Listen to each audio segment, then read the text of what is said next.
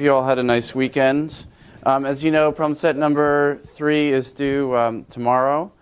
Talc is tonight. My office hours, instead of being 3:30 to 4:30, I'm just sort of pushing them up half an hour up or down, whatever, at 4, from 4 to 5. Hope that's not a big problem for people that wanted to attend.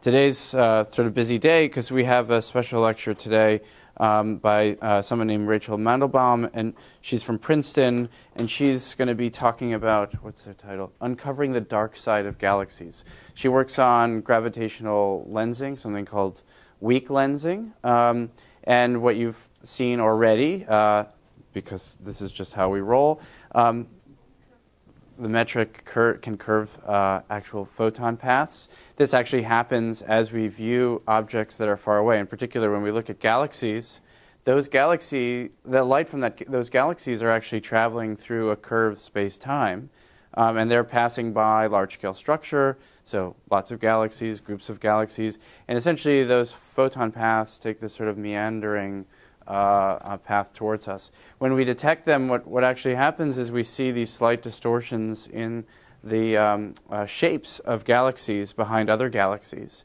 And if you can measure that precisely, and you can do this in a statistical way, it allows you to make inferences about the structure of galaxies, and in particular the structure of so-called dark matter, which dominate the mass of the universe, not the baryons that we see in the radiating light that comes from those baryons. So it's actually a very clever way, using just general relativity, to make some inferences about the distribution of matter that doesn't make any appeal to stars.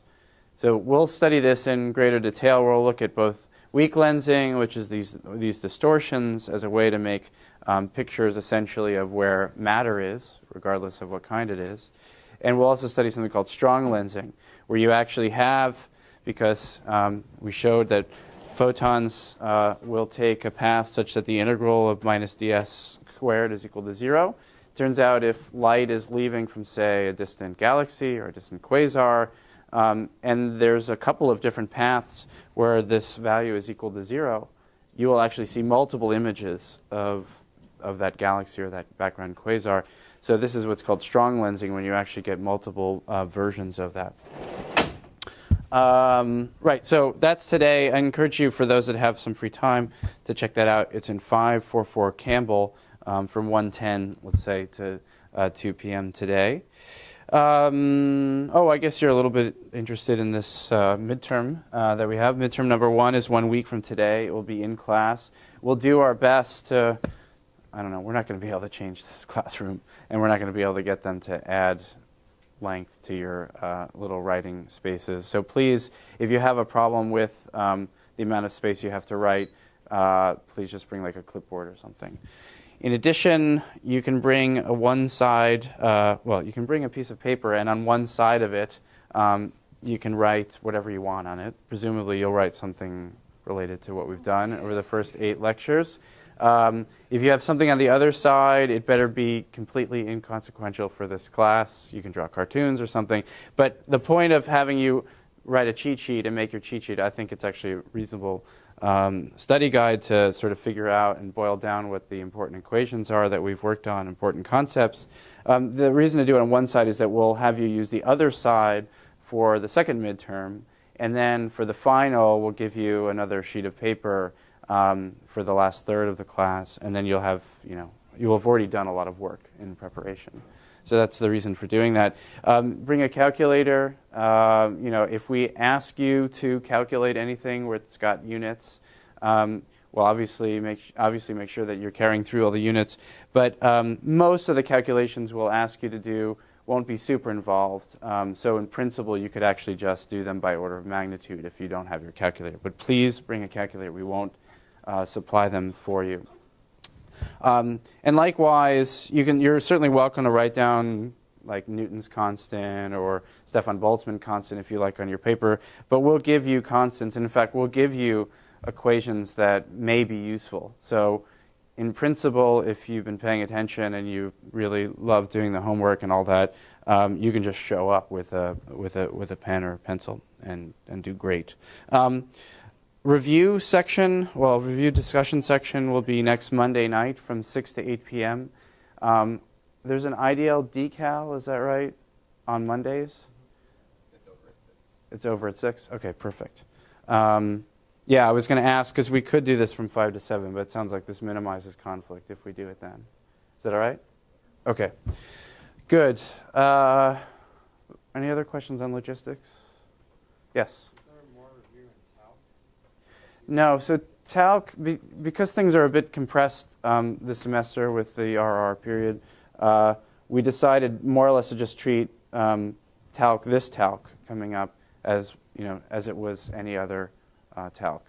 And also the sections, more importantly, will be really just a review of what we've done, over this week. So Friday section, next Monday section, it's going to be a review of this stuff. And that's going to be pretty important because we won't have had a chance to give you a problem set on some of the things and some of the concepts that I'd like you to know. So that'll be an important section for you to go to. And obviously, we won't have office hours on that Tuesday after the exam, and we won't have a talc that night because there's no problem set due the next day. Okay? So it's a little sort of consolation prize. Yes, Josh? Almost certainly in the same room as talc, so Evans 264, but we haven't yet got confirmation that time is available to us. If there's a change, I'll let you know by Thursday, hopefully at the latest. I should also say that probably in 2 days' time, so around Thursday, the GSIs and I will post a set of review questions that are drawn from previous midterms, previous finals, etc., just to give you a sense of the types of questions that we ask. But we're kind of shooting for 4 to 5 multi-part questions. And in the review section, I think you'll get kind of a nice overall picture of the types of things that we might be asking you. But the general rule of thumb is if I'm talking about it in class, then I consider it reasonably important. If it's in your reading and I didn't even mention it, there's a very, very good chance that we're not going to be testing you on it. So what you do in class, important. What you do on your problem sets, important in all fair game. Yes? Can you make your activity on computer, or does it have to be handwritten? I prefer if it's handwritten, if that's okay, because otherwise you could get like 10 to the minus 3 font or something. And bring a magnifying glass. No, I just handwrite it. It'll be fun. And you can't copy somebody else's, don't photocopy somebody else's. Any other questions? Okay. Right, so last time. I can get rid of that now. We did a bunch. We derived Kepler's third law, orbital motion, from the metric by minimizing/maximizing this quantity, the integral of minus ds squared. So we took the metric and we sort of made some simplifying assumptions of circular motion. Remember, without reference to the fact that particle had mass, because it really doesn't need to have mass, we wound up getting the correct equation. We also showed that when you have 2 different masses, or in fact an arbitrary collection of masses which are indeed in orbit around each other, unlike in this very, very simple case of circular motion where you posit that the central mass isn't moving and remains sort of the center of the spherical coordinates, we showed that there are indeed ripples of space and time, and those ripples in space and time wind up propagating outward from the system, and they actually wind up carrying away energy from the system. So you can wind up having 2 otherwise point masses, and sort of a reasonable approximation of that are neutron stars, which are in a close binary around each other. And over time, they wind up sort of fatiguing in their orbit around each other and eventually wind up collapsing. And in that collapse, you wind up getting very, very strong, well, in a relative sense, very, very strong sort of oscillations of space and time. And even from very far away, millions of light years or even billions of light years away, in principle, on Earth or in space, we could actually detect those ripples. And black holes and neutron stars, and when they merge and how they merge into each other, wind up producing characteristic signatures called the chirp signal, which is more or less just a differential change over a total arm length that we try to measure. It's 1 part in 10 to the minus 22 or 10 to the minus 23. It's quite small. We said there was this concept of event horizon, and for a non-spinning black hole, we call this the Schwarzschild radius. Remember, this is just equal to 2gm over c squared, irrespective of what the mass was that went into making up that black hole. If you took your enemy and you crushed him or her into a size of this, given their mass, they would be a black hole. We talked about black holes and sort of what happens as you wind up approaching black holes in the context of time dilation.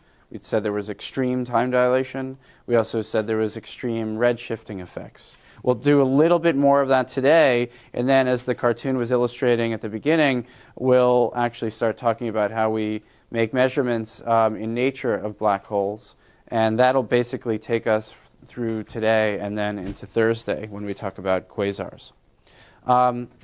Properties of black holes, something we also mentioned.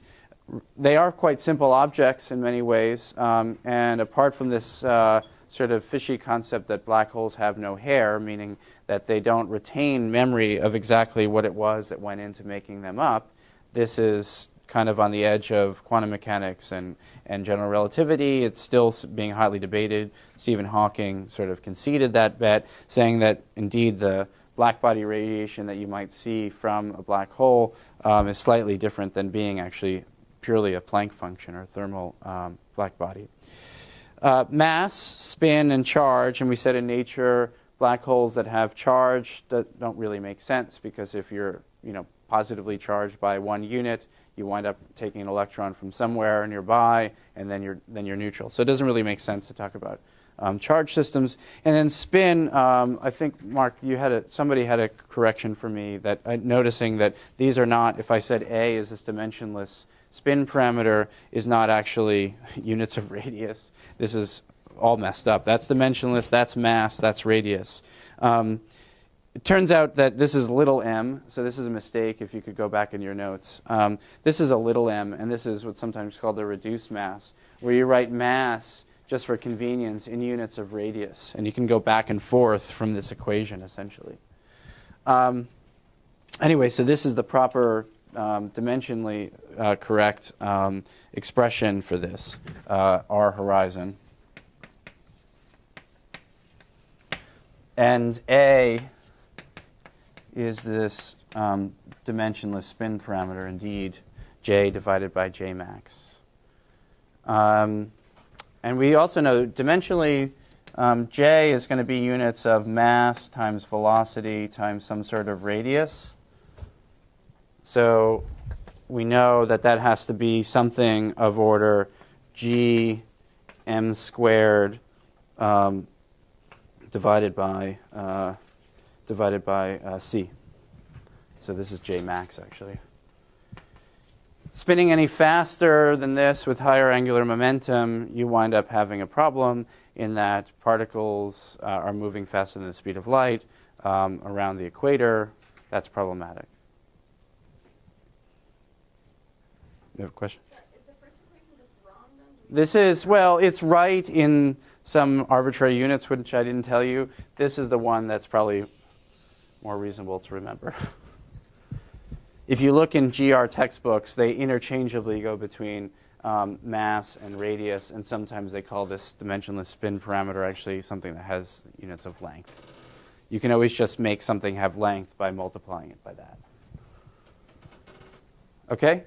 So, of course, if I wind up having a spin of 0, A equals 0, so this is a non-spinning black hole, I wind up having the Schwarzschild metric as the metric I need to use, and then I wind up getting the equation that I had here, right? So this goes to 0, it's just 1 plus 1, we get 2.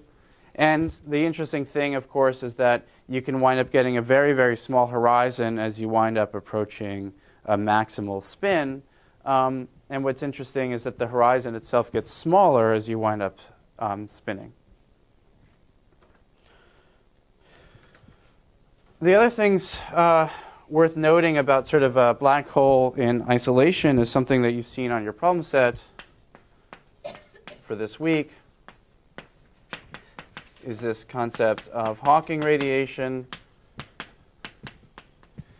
And the idea here is that you, in vacuum, irrespective of what else is around you, there are these things called virtual particles created, where you wind up having a positron and electron created out of nowhere. So you have this sort of net amount of extra energy of something like 2 MEc squared. Mass of an electron, mass of a positron are the same. They wind up annihilating each other, and you can get an electron and a positron in nature annihilating, and you wind up producing 2 photons.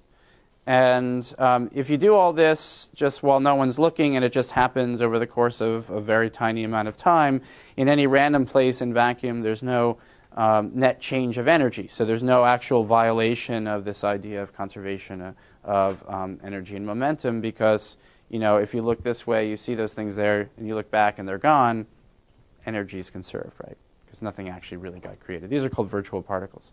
The interesting thing is when you create virtual particles near a black hole, it's quite possible for, say, the electron and the positron to be created, and instead of them annihilating, you wind up creating these things so close to the event horizon that the electron moves into the event horizon, and now the positron's like, ooh, uh-oh, I don't have anyone to annihilate with, and all of a sudden the positron flies out. Or the electron could fly out if it's the opposite thing, where the positron falls into the black hole. So as viewed by someone far away, you wind up seeing this stream of these otherwise virtual particles, and the virtual particles wind up becoming real.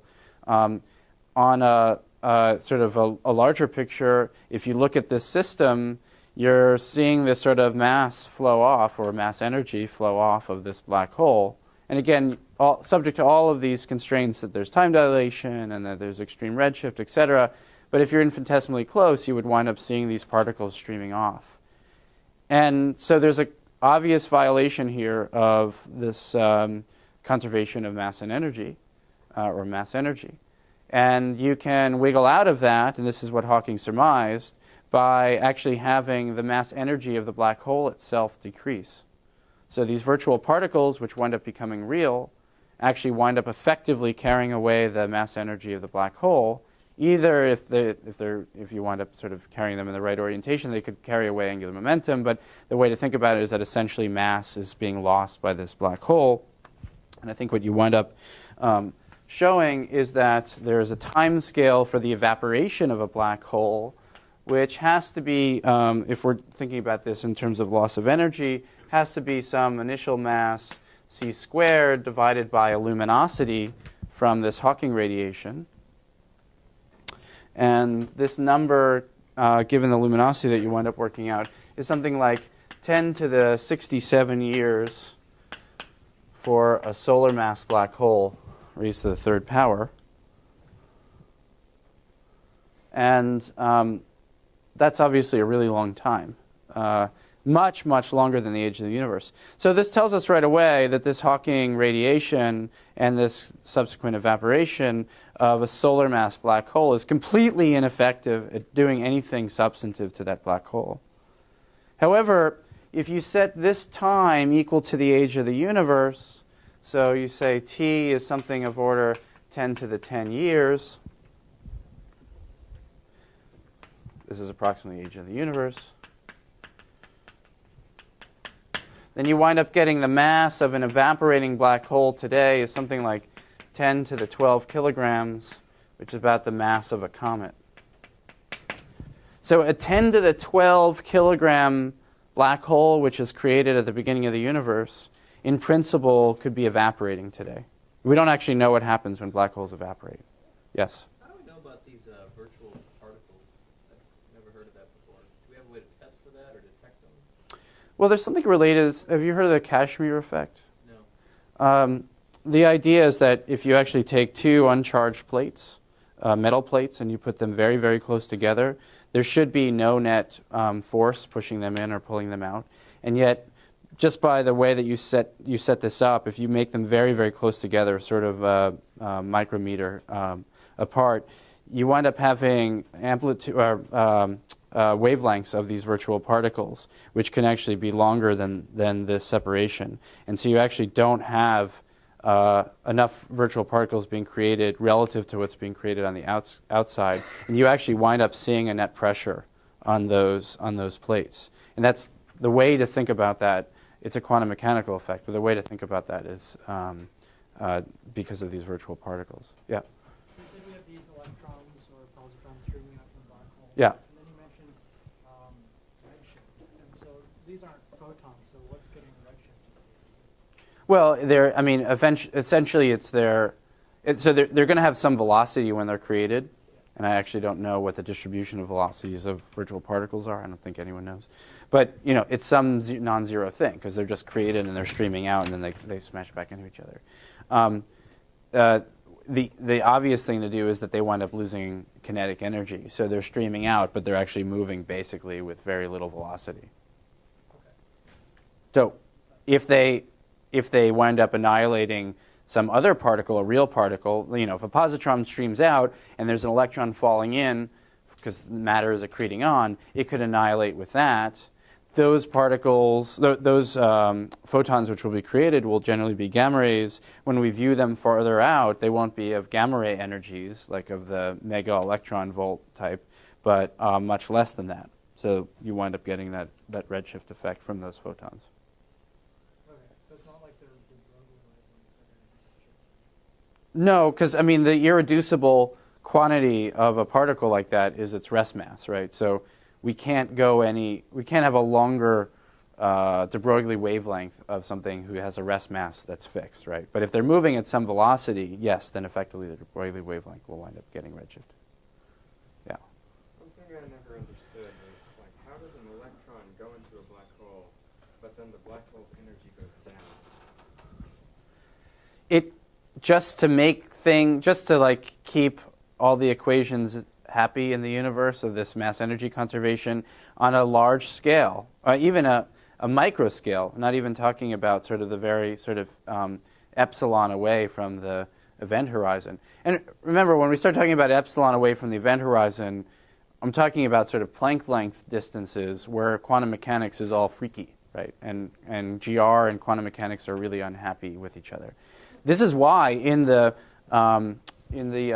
calculation of what the luminosity, Hawking radiation is of a black hole, and actually there's an equivalent temperature of a black hole, it has Planck's constant in it. It's just weird that you have this purely gravitational being, and it has Planck's constant in it.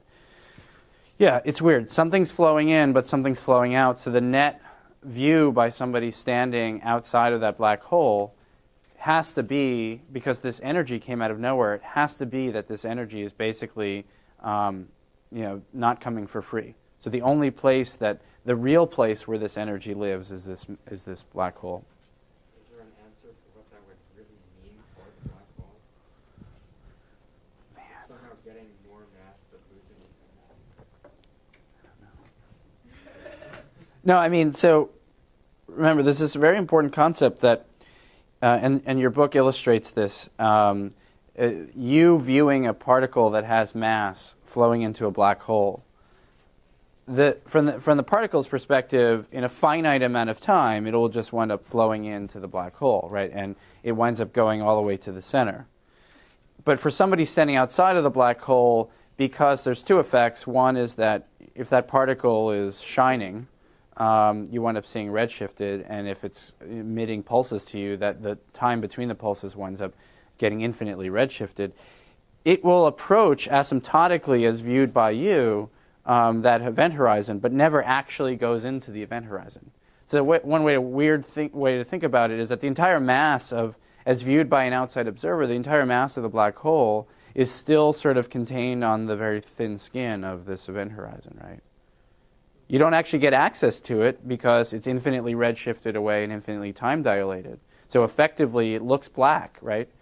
What does it mean for something to be black? It means, either you can't view it because you don't have the right waveband to receive these long radio waves that are coming from this redshifted system, or the arrival time of the photons between photon 1 and photon 2 just gets so long, it takes the age of the universe. The wavelengths are the age of the universe. So effectively, that thing just disappears. But, if you don't sort of pay attention to the boundary conditions of age of universe, size of universe, as wavelength and time dilation stuff that you're worried about, in principle, that stuff never actually got all the way in there, and you actually still could see it. Crazy stuff. Yes, crazy stuff. So, yes? I'm having trouble understanding what we mean by virtual particles in general science. If we're speaking about them like they have these real physical properties, why are we calling them virtual particles? Because all the time you wind up creating an electron and positron out of nowhere in vacuum. These are being created all the time in space and here. And they get created out of nothing, out of the vacuum. So essentially it's a temporary deficit that the vacuum says, okay, go ahead, just have your little fun for 10 to the minus 30 seconds. But I need you guys to come back to each other so that in that little space there's no net divergence or creation of energy. So they wind up annihilating, and viewed inside of this box, that whole process doesn't actually add or remove energy, right, from the entire universe. So as long as this stuff is just happening, and it's happening on a short enough time scale that it's not something which becomes gravitationally relevant, it's actually just something that happens at the quantum mechanical level, where you're talking about this sort of time scales of 10 to the minus 30 seconds, then there's no problem, right? We haven't violated anything in a classical sense of GR. We're doing something super weird on these very small scales in very short amounts of time. But the problem is, if I wind up putting a black hole here, right, I wind up creating these virtual particles right outside, the electron streams in, and it can never come back out, right? So this positron winds up being freed, yeah. If they're created out of nothing and then they annihilate and create photons, isn't that creating energy? Well, that's sort of paying back the debt, right? There's a net debt for a short amount of time of 2 me plus mp c squared positron, right? That's this net deficit for this short amount of time. But then we wind up creating these 2 photons, which have to have exactly that same amount of energy. So it's just E minus plus positron goes to photon plus photon. We have this net deficit on the left-hand side. We wind up making it back on the right-hand side. So I feel like if you look at the image before where there's nothing and then after where there's photons, isn't that just creating? Well, do it the other way around. Create virtual photons. And then have those things wind up smashing into each other and then create, so you're creating a virtual amount of energy. Yeah. So are we kind of, in a sense, assuming that like the vacuum by itself already has some energy? No matter what you do, all of your vacuums are always going to have some minimal amount of energy. For a while. You can't get anything for free, but you can definitely. So the idea is there's this thing called false vacuum. We'll talk about this when we talk about cosmology. It may be the origin of inflation, that basically we think of ourselves in some sort of potential, right? Think of this as like, voltage wire, and here we are in space. And we think of ourselves as being at zero potential, right? But there's an energy with respect to some other ground that's available to us to play with for a short amount of time, and then we have to give it back. We don't know that. So it's the question of like why birds don't get electrocuted when they're on high voltage lines, right? Because they're at this incredibly high potential, but they're not actually touching ground. So you can be at this incredibly high false vacuum or false energy level. No one ever thought about birds not getting electrocuted. Isn't it weird? They're just on the electric lines. Would you stand on those electric lines? No. Okay. So just the last thing about sort of what happens inside of black holes, all of the mass is supposed to flow into the center, and it's believed, as I mentioned before,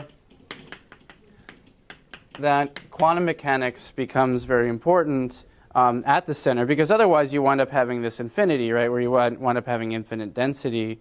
And as Leibniz said in, nature abhors infinities. Instead of this density going to infinity, there's some sort of magical radius at which quantum mechanics becomes important.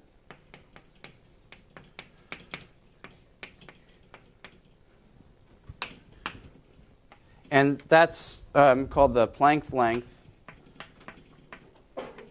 And some of you may have played this game before, but if you take Newton's constant, the speed of light, and Planck's constant, and you just rearrange those as you see fit to produce quantities that have some unit on them. In this case, if you want to have unit of length, the only way to do that is just with g times h divided by c cubed, square root of all that.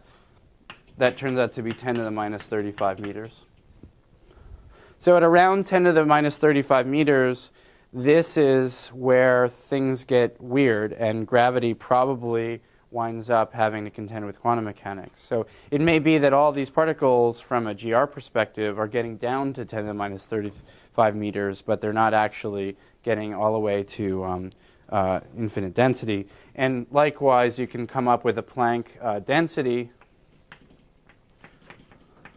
which is just r cubed Plancked divided by mass Plancked. Sorry, the other way around. And this is something like 10 to the 100 kilograms meter cubed. So at those densities, that's obviously not something we've ever seen in nature. Neutron stars don't even come close to approximating that or approaching that. On these scales, we actually don't have access to those scales in the laboratory, at least now. So we really don't know what's happening on these scales. And then one way to think about it is that instead of the sort of nice, happy curvature that you might envision from, say, a very large body, the sun sort of curving space and time in the solar system, on those small scales you have sort of a bumpiness or a grooviness to space-time. I'm coining that. I don't think I've ever heard anyone say that. But it's weird. People talk about it like a foaminess. But anyway, that's the only thing I wanted to say about, or the rest I wanted to say about black holes inside, because I really don't understand them. Now I wanted to talk about black holes on the outside and start getting us into this. Are there any questions, by the way? Please don't ask me questions about the inside of black holes. So we're trying to get a sense of black holes in nature.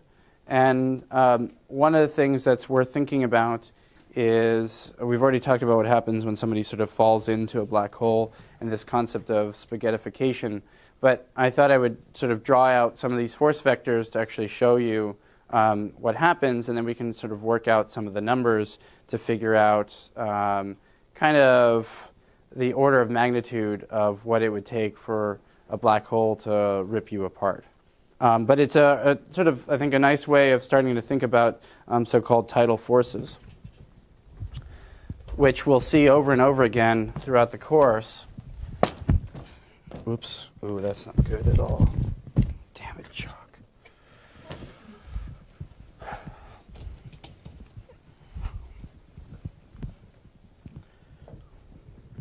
So here's our black hole, right? It's got mass m. Here's you falling into that black hole.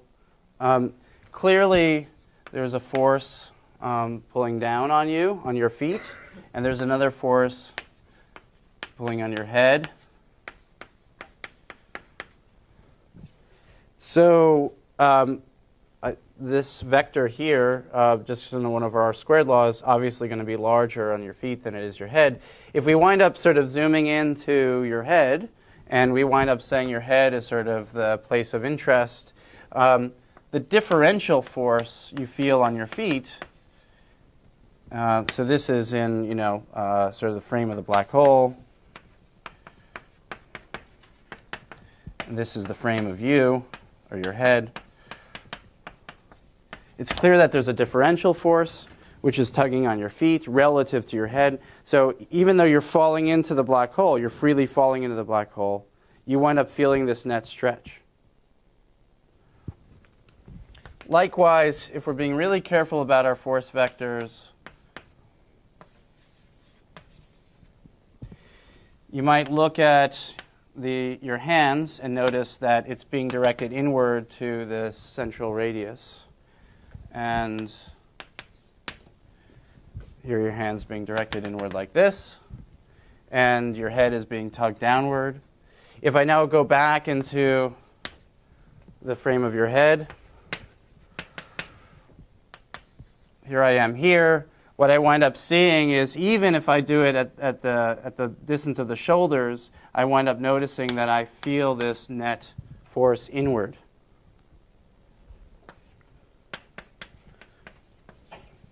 This is called tidal stretching.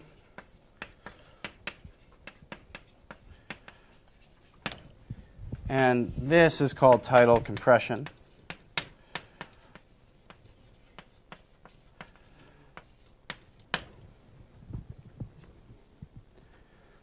Let's kind of figure out what we're talking about quantitatively with tidal forces and figure out how we can come up with some numerical estimates of what it would take to stretch and rip you apart.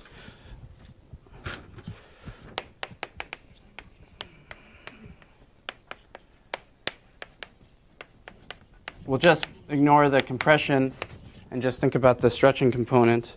And this is a general derivation that we'll wind up doing. Here's our mass m. Here's our radius r. We'll wind up having some body, call it spherical body. And we'll say that the spherical body has mass 2m, 2 little m. And what's actually useful is to do this derivation is to break this mass up virtually into two pieces and think about some sort of characteristic size, which we'll call delta r, some distance between the center of these two masses. And just for now, just assume that they're on the outskirts of this body of size delta r. And we'll assign m1 is equal to m2. And just for the purposes of this derivation, we'll call this little m. So all we've done is we've thought of something which has size, typical size, delta r, and a total mass of 2m. Now we're going to sort of think of it instead as two pieces, and we're going to ask this question of what is the differential force that is being felt by these two different masses. So the force on m1 is just g m1, but that's equal to just m, r minus delta r, divided by 2, if you'd like, squared. Yes? When it says mass 2m, I thought that was referring to like the unfilled mass, the mass that we divided into two masses. Yeah. So why are we saying that m1 was m? Well, because the total mass of this system is just m1 plus m2, which is equal to 2m. Yeah, for some reason I was reading m1 plus m2. Okay. Yeah, and just to be clear, r is the distance to the center of mass, right?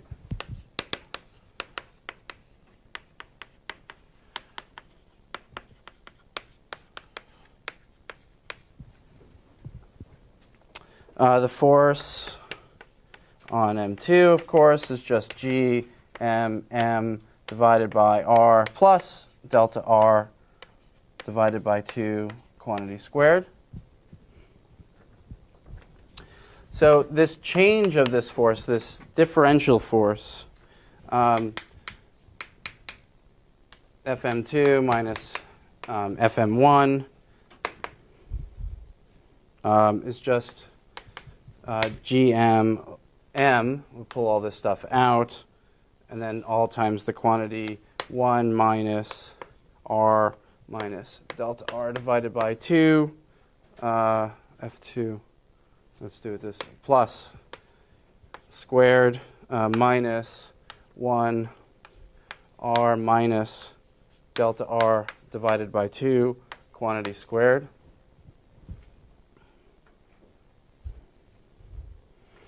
We can pull out an R squared here, right? So there's an R squared. There's an R squared here. We're going to have to put an R on the bottom here. G, M, M, R squared. And that just gives us 1 over 1 plus delta R divided by R divided by 2 minus 1 plus delta R divided by 2R quantity squared. The way that we've set this up, oh wait, there's a minus. There should be a minus sign. Excuse me. Thank you. The way that we've set this up is that this is going to be a small quantity right here.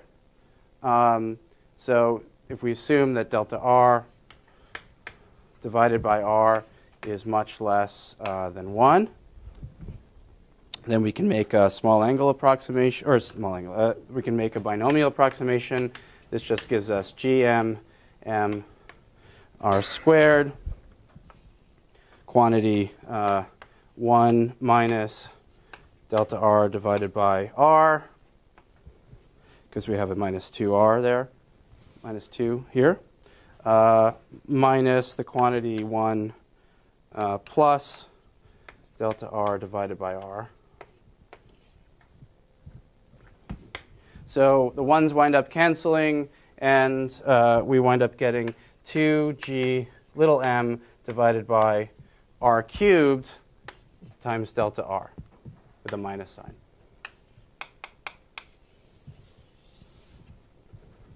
So the differential force felt by a body that's far away or reasonably far away from something that has mass m. This is a purely Newtonian sense, right? And remember, the way that we think about black holes when we're not really close to the event horizon and we're not worried about weird spinning ergospheres and all that stuff is we just basically do our calculations with Newtonian gravity. You know, if you did this with a fully general relativistic result, in the limit of weak gravity, you would wind up getting the same answer.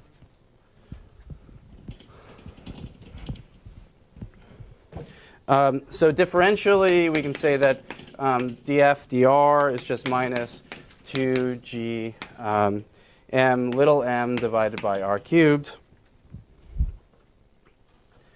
And what's immediately apparent, either from this or from this, if you want to think of this either differentially or with a delta, yes? Yes, thank you. If you want to think about this differentially, is that the amount of tidal stretching is basically just going to be proportional to the overall size of the body that's being tidally stretched, and is going to go like 1 over r cubed instead of a 1 over r squared. So this falls off very dramatically. This is why on the Earth, the tidal effects of the moon and the sun are about the same, because the moon has much less mass, but it's much closer than the sun. So you wind up getting, I think, the moon dominating the sun by a factor of 3 or 4 in its total tidal effects on the Earth. Okay, so it's actually a reasonably interesting exercise to ask this question: how do we get ripped apart by a black hole? Any questions about this derivation so far? Yes. For that, you just take the derivative of force, right? F is equal to gm m over r squared. Isn't it the same thing? Yeah. Good one. So if we want to know how we get ripped apart,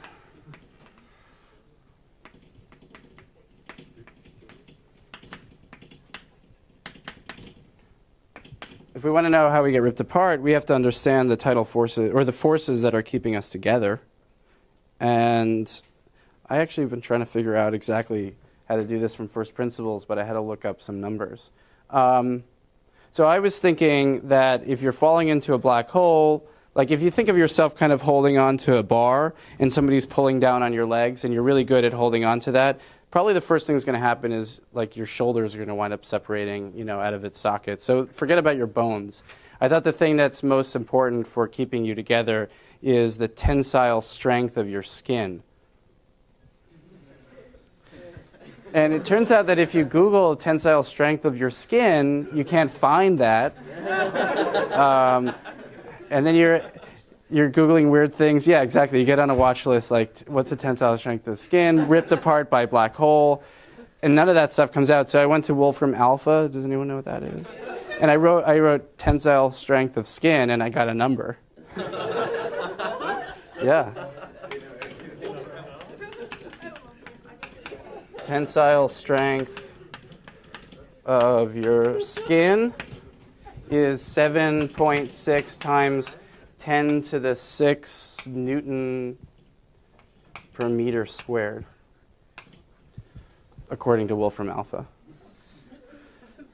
So this is a force divided by an area. So this is basically a pressure, right? It's essentially the resistance to pressure. So if we want to understand the force that's holding you together, we have to think about sort of the skin participating in not ripping you apart. And so the way I thought about that might be that the total, the force keeping you together, if you think about sort of like around your torso, you might have the circumference all the way around you times, say, a delta B, where B is the radius of your torso.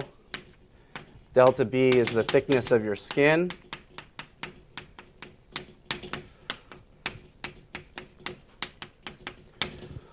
And so for reasonable numbers like 0.3 meters here and say 1 millimeter here, everyone agree that, so this is going to be an area times this tensile strength.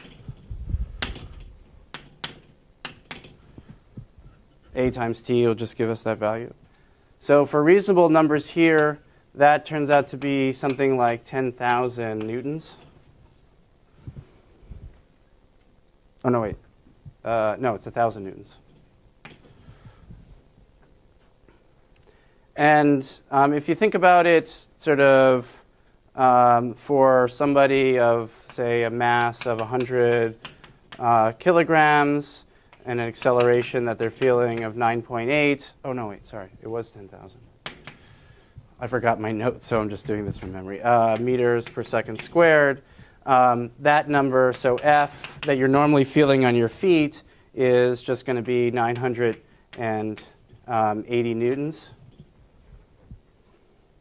So this turns out to be, wait, did I do it? Yeah, this turns out to be about an order of magnitude larger, which seems reasonable, right? I mean, if you're holding on and somebody's pulling down with the force of gravity, you don't even notice.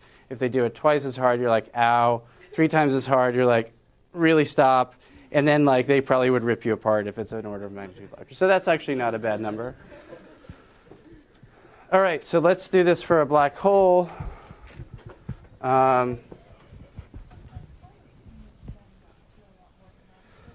So what's that? It doesn't seem high enough. Really? Yeah, because like pilots and race car drivers and everyone, not everyone, but a lot of professions withstand greater forces than that. Yeah, like 10 Gs, 100 Gs. But they're feeling that basically monolithically throughout their whole body. It's not a differential force. If you put somebody in a centrifuge, right, and you're going to shoot a movie about astronauts going to the moon in the 60s or something, you wind up seeing their face all go back. But what's happening is their entire body is feeling that almost exactly that same acceleration. And it's a differential acceleration that's really the thing that's painful. Yeah, good. No, it's good to think about these things. I've been thinking about this way too long over the last 2 days. All right, so we need to know what this force is, and we're going to wind up setting it equal to this delta force from a black hole near the event horizon. We're going to wind up setting this equal to the force holding you together. And so what is that value? Well, let's set the size of you of 1 meter. And I already said little m is something of order 100 kilograms. let's put the radius in units of Schwarzschild radius. So r is just going to be 2gm over c squared. So this on the left-hand side is going to be, we're going to get a 2 cubed on the bottom divided by this 2 on the top. So we're going to get a 1/4. We're going to have 3 g's on the bottom. We're going to lose one of those from the g on the top. And likewise with the m. So we'll get something like delta r times m times the quantity c to the 6 g squared m squared times 4 for a black hole, around a Schwarzschild black hole. And we're going to set this equal to 10 to the 4 newtons. And if you put in all these numbers, you wind up getting that the mass of the black hole has to be something like 10 to the 5 solar masses to do this. By the way, if you just look at this and you plug in the differential force that you wind up feeling around a solar mass black hole, if I remember right, it was something like 10 to the 12 newtons.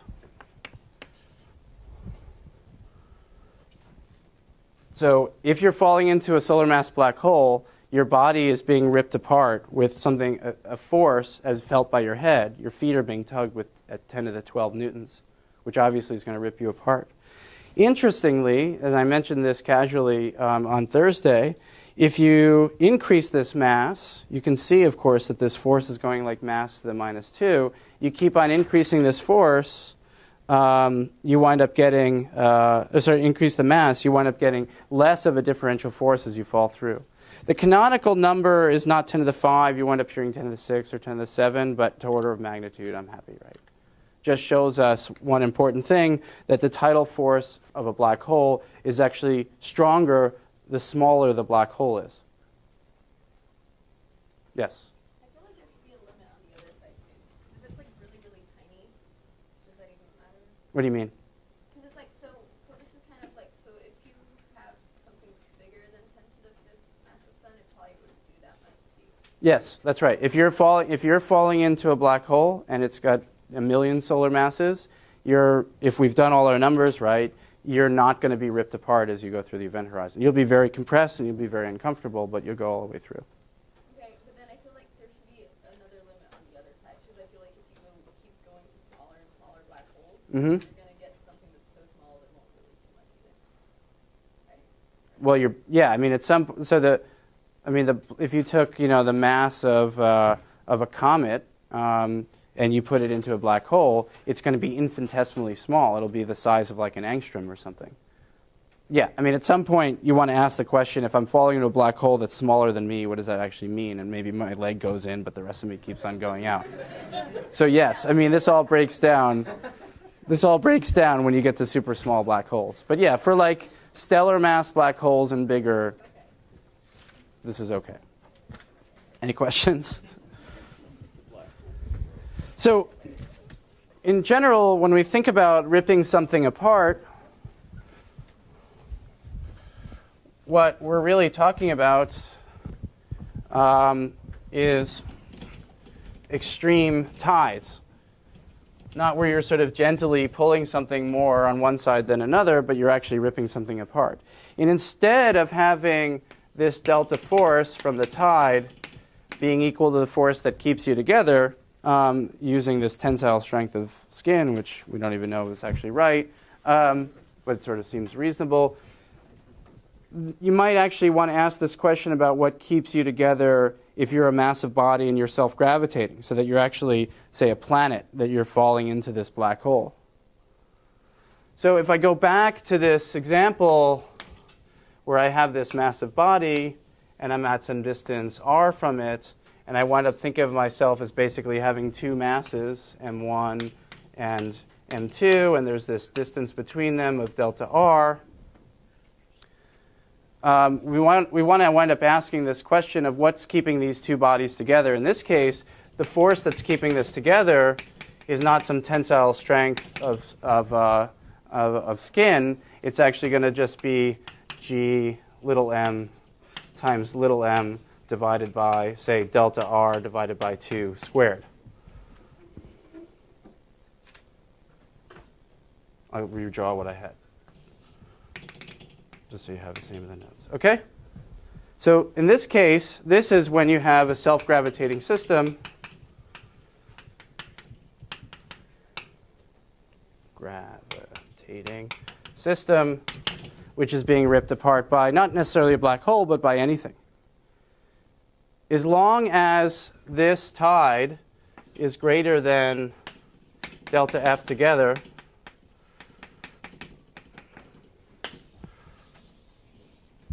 we wind up having what are called extreme tides. And we wind up ripping apart that body. This, as you see, is a purely Newtonian calculation. So you can imagine this happens in Newtonian sense. And we've seen this even within our own solar system. You wind up seeing actual comets that have been ripped apart. And this was a very interesting, this is Shoemaker-Levy, by the way, 1994. It was discovered actually after it had already been ripped into pieces. And what we wind up seeing, those of you that remember, is that you wind up having this orbit of this stuff that all wind up colliding into Jupiter. And it was really neat because you could study the atmospheres of Jupiter, et cetera. But from a tidal perspective, what happened is this comet was streaming in from the outer solar system on its way towards the sun, and Jupiter happened to get in the way, and it wound up capturing that comet in an orbit around Jupiter. And this comet got close enough to Jupiter that the differential forces on that comet were large enough to actually break it apart. And over time, you wind up getting more and more pieces, and this is sort of the last plunge into it. Cosmic crash. That's actually a real cover of Time magazine. That was a slow news week, I guess. This is actually important for understanding the persistence of life on Earth, for instance, and realizing that Jupiter, being a much more massive body on the outskirts of the solar system, or at least at a larger radius, semi-major axis than the Earth, it's pretty important as sort of a cosmic vacuum cleaner for actually cleaning up all of these things which otherwise could have actually hit Earth. Yes? Is this how Saturn's rings are formed? No, Saturn's rings are not formed. So Saturn's rings are probably formed in the formation itself of Saturn. You wind up having things that could have been moons if they had been slightly more dense, but instead of coagulating into moons, you wind up sort of keeping them in a ring along this flat disk. Yes? Why is it that our force together isn't like a tensile force, it's a gravitational force between the two sides? Well, so you could do that as well. It just turns out the electrostatic force is keeping a comet, keeping, say, a planet together as it's falling into a black hole, or even a star. What's keeping a star together? It's not tensile forces, right? It's the self-gravity of that star. This is a much larger value than any of the sort of electrostatic things, say, keeping a comet together. So you just have to figure out what the relevant physics is of what's keeping something together. And if you can rip something apart because it's actually just stuck together and you don't need that much force to pull it apart, that's easy. But the force of gravity is quite strong on small scales, and so you have to figure out which one is easier to pull apart, right? But you have to you're right, you have to overcome all the forces. Your self-gravity is essentially negligible, so the thing that's really important are these forces on these short scales that are keeping you together. I guess I was thinking that tensile forces in the comet, say, would be stronger. Oh, I didn't tell you like whether it's the gravity which is the thing that we had to overcome. But I think you're probably right that it's the tensile forces that are probably stronger holding it together. But I don't know. We'd have to work out the numbers. Good. Yeah. The Roche limit? Like rings as well around planets, doesn't it? And like if it gets to a point where the planet can't hold itself, or the moon can't hold itself together anymore, and all the two. Yeah.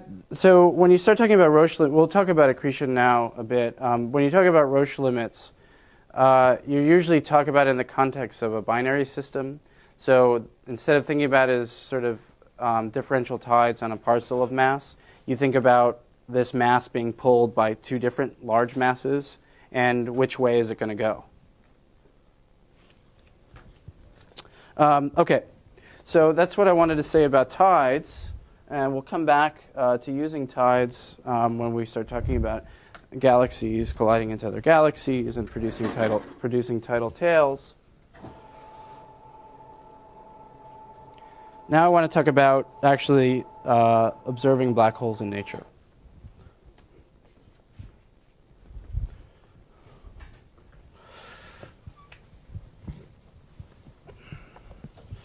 So one of the things that you wind up seeing when you work out the luminosity from Hawking radiation is that it's basically completely insignificant. It's very small luminosity. So if we're going to measure black holes and infer that they're actually there, we either have sort of two choices. One, two ways to find black holes in astrophysics. One is a dynamical way, and that's where you basically measure orbits of things moving around it, and you infer that there's a mass of some mass m, and you actually look at the orbits of some of the objects that are moving very close, and you wind up figuring out what the radius is, or the semi-major axis is. And from that, you can infer not the fact that you actually have a black hole, but that you have some sort of minimal amount of density. And if the mass is high and the radius is small, that density is really high. And eventually you wind up getting your densities which are much larger than the densities of neutron stars. And so you wind up saying, well, unless there's some other type of object that I don't know about, the only thing that it could be is a black hole. But for figuring out the mass's interior, this is irrespective of what is that mass, this is the way to go about it. And the other is by radiation. So you look for the effects due to gas swirling around a black hole.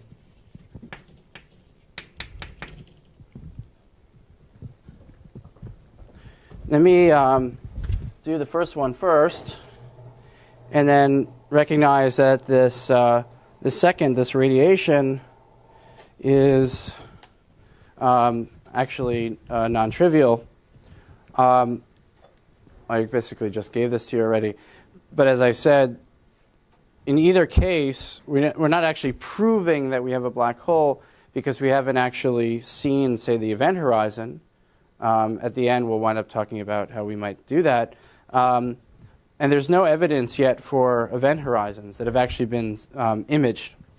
But something that I hope you know is that black holes definitely exist beyond a reasonable doubt within the universe.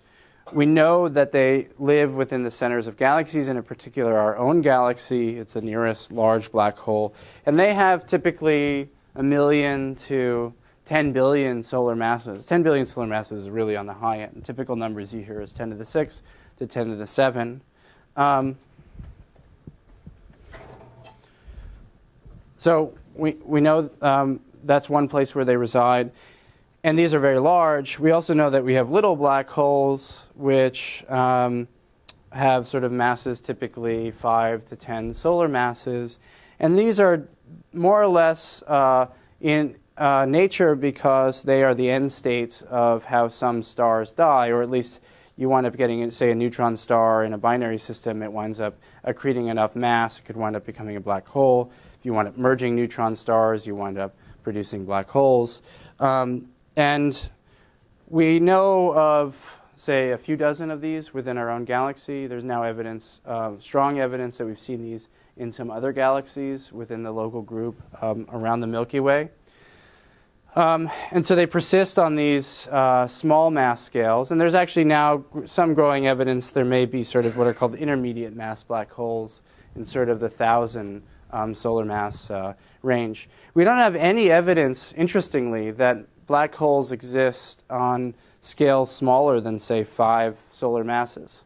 The problem is when we start thinking about objects that are smaller than 5 solar masses, and yet we can't even image their event horizon. We only infer what's happening due to the gas swirling around that smaller object. We really don't have any evidence that these things aren't neutron stars or white dwarfs or something like that. So this is really the smallest mass scale of black holes in nature that we know about today. Just to give some context to the overall sizes here, what was the Schwarzschild radius of a solar mass black hole? Does anyone remember?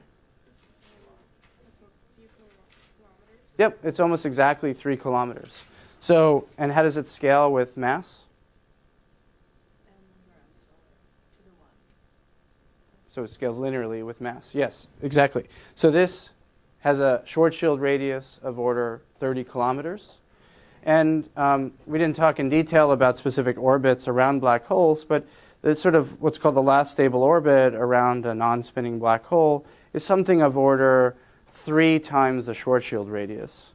So around this black hole, everything outside of 100 kilometers from the center of this black hole is free to be moving at very large speeds, albeit, and could be doing lots of stuff in terms of radiating some of its gravitational energy. But inside of that, the orbits will wind up plunging in, and you wind up basically losing that matter. So you can go from very large radii to very small radii. You take the gravitational potential of that, and you wind up moving it down. By the time you get within 100 kilometers of a 10 solar mass black hole, this material is moving at something very close to the speed of light.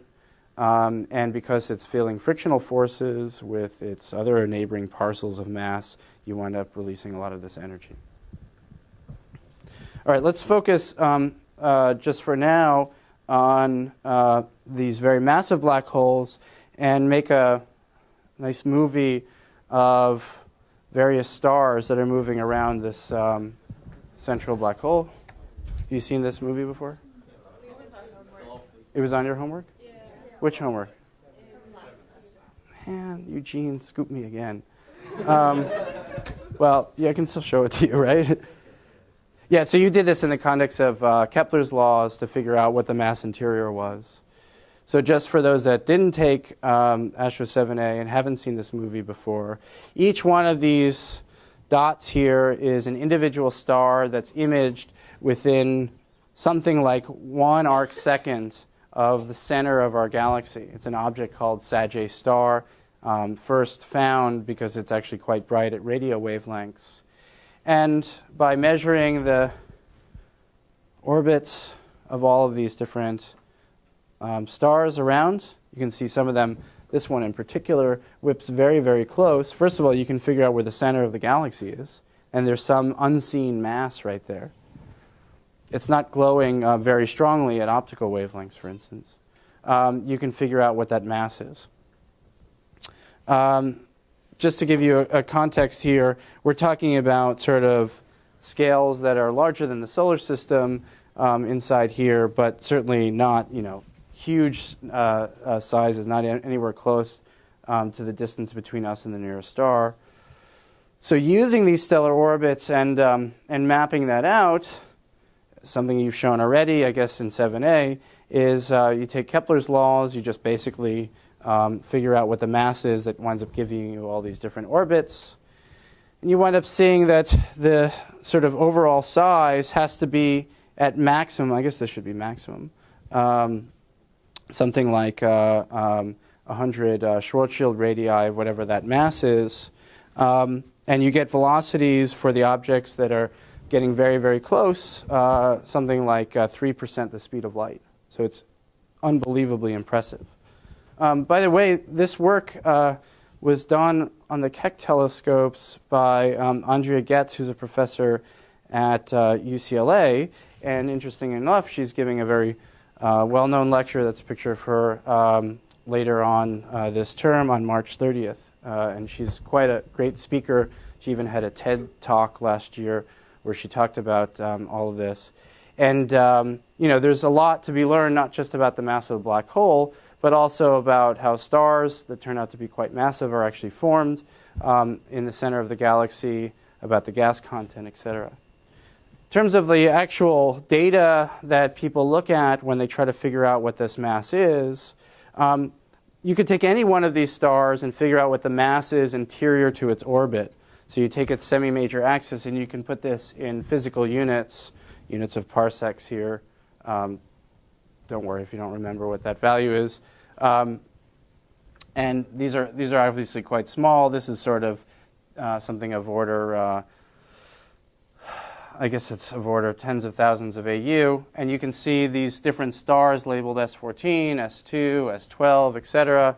And you can see all of these different stars, and these are error bars right here, wind up giving us a consistent amount of mass that asymptotes to this value right here. What you notice is that all those other stars also wind up giving us a consistent value, but stars whose semi-major axes are of order a parsec or larger from this central source wind up seeing more mass interior to their orbit. The idea here is that you have a star cluster, you have some gas, which has a size of order a parsec or larger. So when you're inside of that system, you don't see any of that mass centrally concentrated, but when you're outside of it, you wind up seeing effectively more and more mass, so it winds up growing, right? If you did this same experiment by just solving Kepler's laws for all the planets within our solar system, you would also asymptote at a value, right? They'd all wind up giving you in this space the same value of the mass of the sun, right? You're just solving Kepler's law. If you went to very large distances, say tens of thousands of AU or even larger, you wind up seeing the mass not just of the sun, but of all the planets' interior, which is a small perturbation, so you'd also wind up growing a little bit. So this is some of the strongest evidence. In fact, many would argue this is the strongest evidence for the existence of a black hole. You can work out what this mass would have to be if you have some sort of crazy, really, really strong cluster of dark stuff that isn't really radiating strongly, and you wind up having to get 2.2 times 10 to the 17 solar masses per parsec cubed. And that's at a density which is now approaching actually larger than the density of neutron stars. So really, there's nothing left in nature that we know about that could produce something that dense and that massive on such a small scale. Okay, let's see, we don't have a whole lot of time left. Let's just start talking about accretion, the way in which we make measurements of the masses of solar mass, or what we call solar mass black holes, 10 solar masses thereabouts, is we have a couple of different ways to do this. One is we just basically solve Kepler's laws by making inferences of this other large star and figure out in particular how fast it's moving around an unseen object. And if we can figure out the orbit of this system, we can figure out the minimum mass of this system. Even if you don't know the inclination, this is something you should have seen in 7a. Even though we don't know the inclination of this system, we can figure out the minimum mass of this unseen object. That's one way to do it. The other way to do it is actually make measurements of this thing called the accretion disk, which is a lot of mass swirling around this central object. And in detail, around some black holes, we can actually make measurements of individual lines that are radiating, in this case from iron, from objects that are or from mass parcels that are very close to this central mass. And we can actually see the effect of the spinning black hole on the shape of the profile of those different lines that we see. Let me just start motivating accretion disks by saying that if we have a mass, say a binary of roughly the same mass in the two different systems, it's quite natural to consider that we would wind up getting mass transfer, and that's an important ingredient for accretion.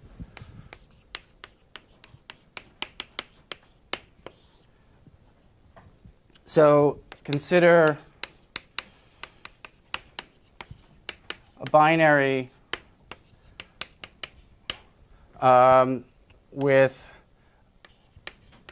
approximately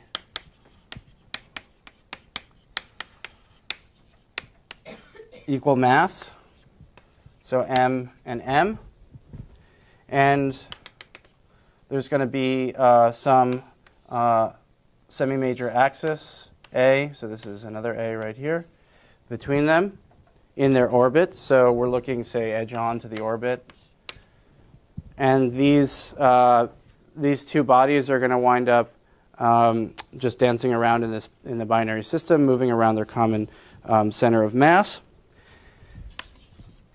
If our star of one of these are stars, winds up getting larger than this semi-major axis, you wind up getting mass flow. So in this case, you would wind up getting this star growing. And if it grows large enough so that it actually is larger than the distance between this center of mass, you wind up getting overflow, Roche lobe overflow in this case. And you wind up getting mass transfer. So mass transfers from here over to here. How would you do this? Well, if you have two systems on the main sequence, so these are ordinary stars burning hydrogen to helium, and one of them runs out of hydrogen and basically winds up puffing up into a red giant, you wind up getting this. So typically what you wind up having is a red giant or a blue supergiant feeding some other object, and that mass accretion can be quite appreciable. The typical mass accretion rates that you wind up getting from mass flowing onto the secondary star is something like 10 to the minus 7 to 10 to the minus 11 solar masses per year. This is just what it turns out to be in nature. It's kind of hard to figure this out from first principles. This turns out to be something like, so 10 to the 7, 10 to the minus 7, if we want to put this in kilograms, what's the mass of the sun? 2 times 10 to the 30 kilograms. So this is something like 10 to the 23 kilograms per year, which turns out to be something of order 1 moon per year. That's a lot of mass accreting, right? Now, if this star is a main sequence, it may just be happy to be on the receiving end of that accretion for say, thousands of years, and it would just wind up changing the course of its stellar evolution. If this mass is some compact object, then that mass is going to wind up flowing from a large distance onto the surface of this. And here, I'm not actually drawing this to scale. If this was a compact object, the overall size would be absolutely tiny. And so mass would go from a very large radius to a very, very small radius. And what becomes available to us is the total gravitational potential. So the energy available, and again, we're doing this because we want to actually see black holes, or we want to infer the existence of black holes and infer their masses. The energy available to us, if we have some radius r of this compact object,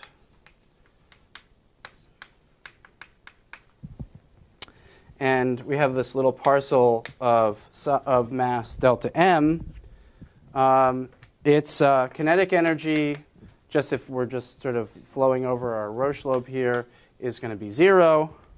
When we're at very large distances, effectively d of infinity as viewed by something which is quite small. The energy total of the system is going to wind up equaling 0.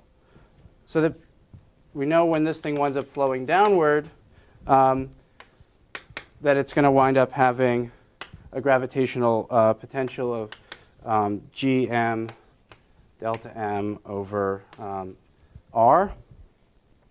If E total, because we haven't really changed anything in the system, is still 0, then the kinetic energy just has to equal g m, or delta m, excuse me, over r. So in the case that a compact object like a white dwarf or a neutron star actually has a surface, one obvious way to think about accretion is that you just have a parcel of mass which has just been sloughed off the outer envelopes of a red giant, and it winds up slamming into the surface of a neutron star or a white dwarf, or if I'm going this way, into here. And it has an appreciable amount of kinetic energy. So it could be moving quite fast. This all sort of breaks down when we start thinking about black holes, right, because it doesn't have a surface. So how is it that we wind up liberating energy from accretion flow onto a black hole when there is no surface for the kinetic energy basically to be liberated on, right? If you have these ballistic pieces of mass smashing into the outer surface of a neutron star or a white dwarf, you can imagine you get some sort of heating effect, right? You may even get some radioactive process. If you build up enough mass, you could actually detonate the outskirts of the star. But if you just have a Schwarzschild radius, right, or you just have an event horizon, this stuff flows in and it just keeps on going. So its kinetic energy effectively is lost. What's the one ingredient that I haven't given you here when considering what happens when you have mass flowing into a black hole?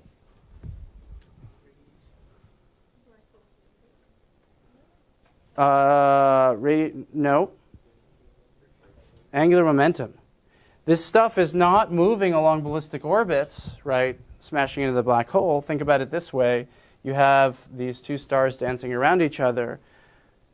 This parcel of mass with respect to this system right here, when it gets sloughed off, is not going to fall directly inward. It's going to wind up falling along these sort of spiral orbits as it winds up moving inward. So there's an angular momentum to all this mass.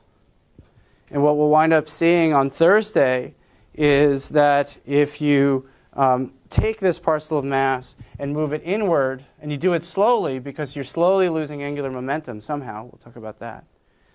At any instance, at any radius, there's a certain amount of energy that you wind up gaining from going from one radius to another radius. And if you have a steady mass accretion rate, that turns into a steady luminosity. What's actually happening is that you have these parcels of gas, essentially, of delta mass m, that are moving at slightly different speeds with respect to each other as they're moving in this disk around this compact object, as they're circulating all the way around. There's an interaction between these two different parcels. There's basically frictional heating between these two. And it's that friction that allows us to release some of the energy, that allows us to get all the way down. And likewise, there's transport of angular momentum outward. And what we'll do on Thursday is we'll wind up calculating what the luminosity is of this so-called accretion disk. We'll figure out the temperature and the temperature dependence of the accretion disk as a function of radius from this central object. And then we'll apply that to quasars as we then figure out what types of temperatures, what types of luminosities we expect from these supermassive black holes. Okay. Sorry to keep you an extra couple minutes.